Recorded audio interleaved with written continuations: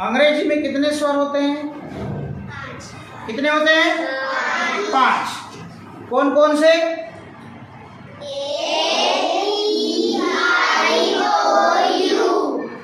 स्वर को अंग्रेजी में क्या कहते हैं? क्या कहते हैं? वावेल कहते हैं। तो हिंदी में भी स्वर होते हैं और अंग्रेजी में भी स्वर होते हैं। तो अंग्रेजी में स्वर को क्या कहते हैं? वावेल। क्या बोलते हैं? वावेल। और हिंदी में भी व्यंजन होते हैं और अंग्रेजी में भी व्यंजन होते हैं, जिनको हम क्या कहते हैं? कॉन्सोनेंट्स कहते हैं। क्या कहते हैं? कॉन्सोनेंट। इतनी बात क्लियर हो गई। देखिएगा, अंग्रेजी में वावेल्स जो हैं वो A-E-I-O-U। ठीक। तो ए फॉर क्या होता है? एप्पल। एप्पल शब्द का पहला अक्षर आई। ठीक। ई फॉर क्या होता है? एलिफेंट। एलिफेंट का पहला अक्षर A. E for ink. Ink शब्द का पहला अक्षर ई। O for orange.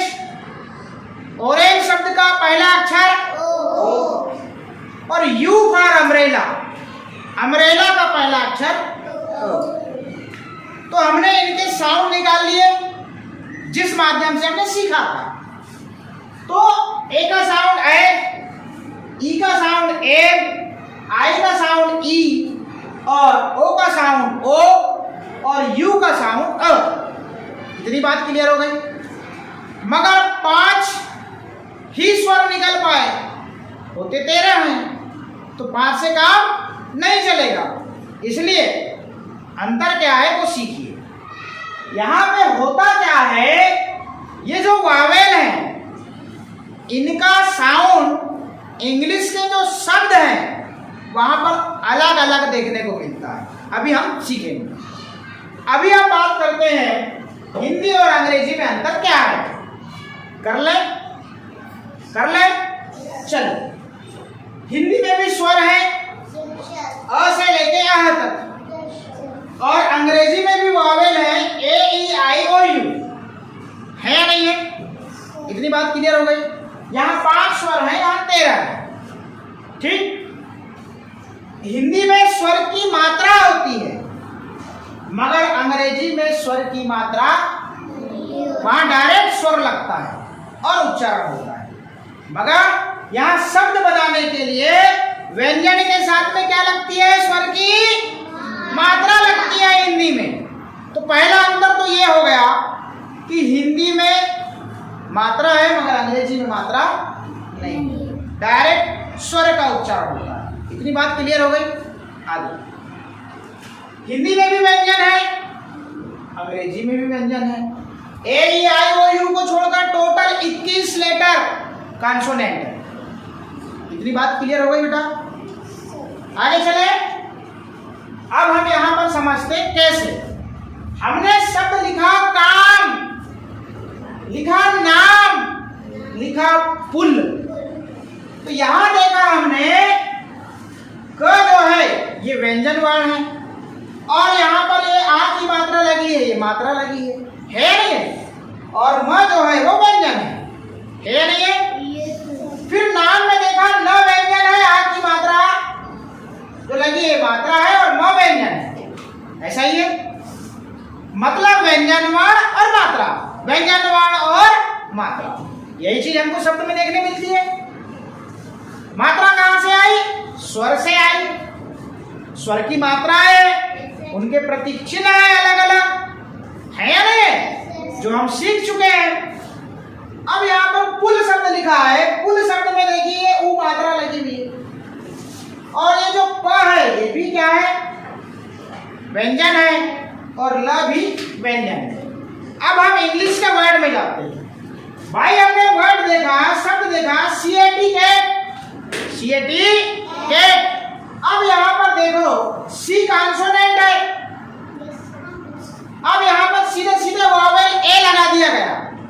क्या लगा दिया गया? वावेल ए। कैट। तो सीधे सीधे ए की मात्रा काम कर ले। बोले काम वही होगा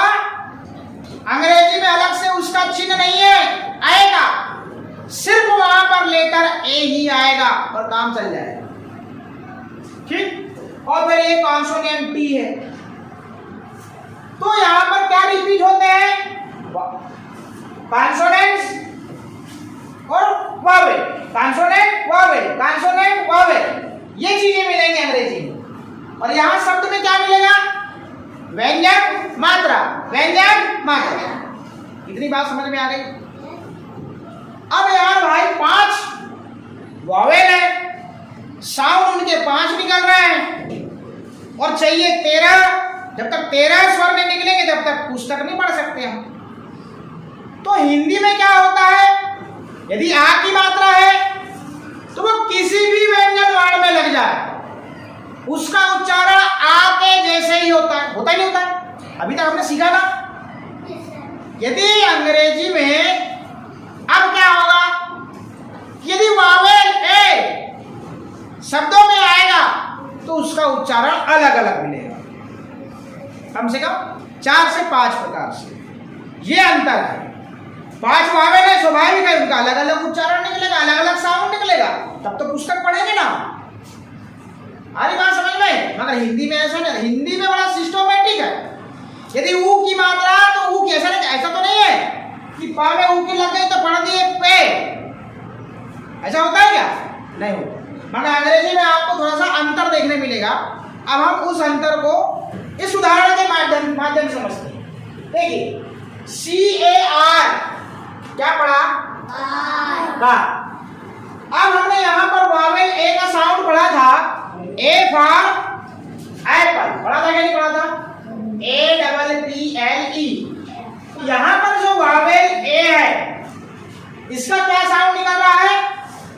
ऐ। क्या निकल रहा है? ऐ। इतनी बात समझ में आ रही है क्या? मगर यहां पर CAR में वावेल ए का साउंड क्या निकल रहा है? आ। इसका मतलब वावेल ए का साउंड ऐ भी होता है, आ भी होता है। ठीक, इतनी बात समझ में आ गई? आगे चले। देखिए, BALL क्या होता है? बॉल। क्या होता है? बॉल। अब यहां पर वावेल ए का साउंड और निकल रहा है। क्या निकल रहा है? बाल नहीं होता, बॉल होता है, बॉल। अंतर समझ में आया? मतलब वावेल ए का साउंड ऐ भी, आ भी, आ भी। देख लो, DUCK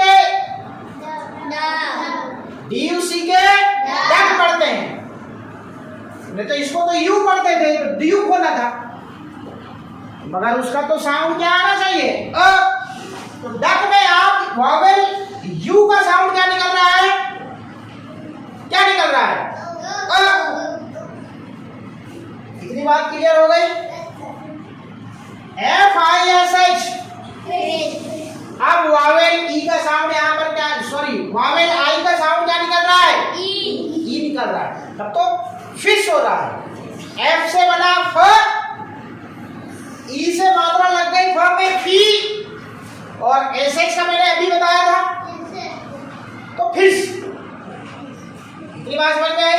आगे FAN फैन। अब यहाँ वावेल ए का ए ही साउंड निकल रहा है, तो ऐ भी निकल गया, आ भी निकल गया, ए भी निकल गया और आ भी निकल गया। इतनी बात क्लियर हो गई? यही अंतर है अंग्रेजी में पुस्तक पढ़ने में। DOLL डॉल, ओ। वावेलों का साउंड क्या निकल रहा है? ओ, डॉल। फिर BAG बैग। अब यहाँ पर वावेल ए का साउंड क्या निकल रहा है? ऐ। CAT cat. वावेल ए का साउंड ऐ। आगे देखिए, HUT वावेल ए का साउंड क्या निकल रहा है? KEY ई। मतलब वावेल ई का साउंड ई निकल रहा है, ई। KIT kite. तो काइट में अब यहाँ वावेल आई का साउंड क्या निकल रहा है? आई। मतलब वावेल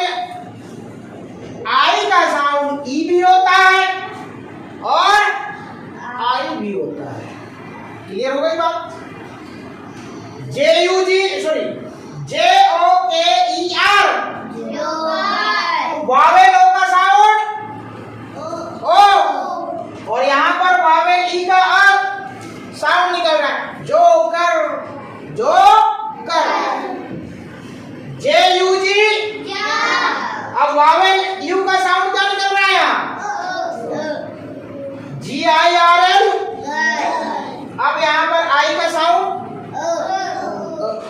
लो, 3 चीज मिल गई, मतलब आई का ई भी और गर्ल।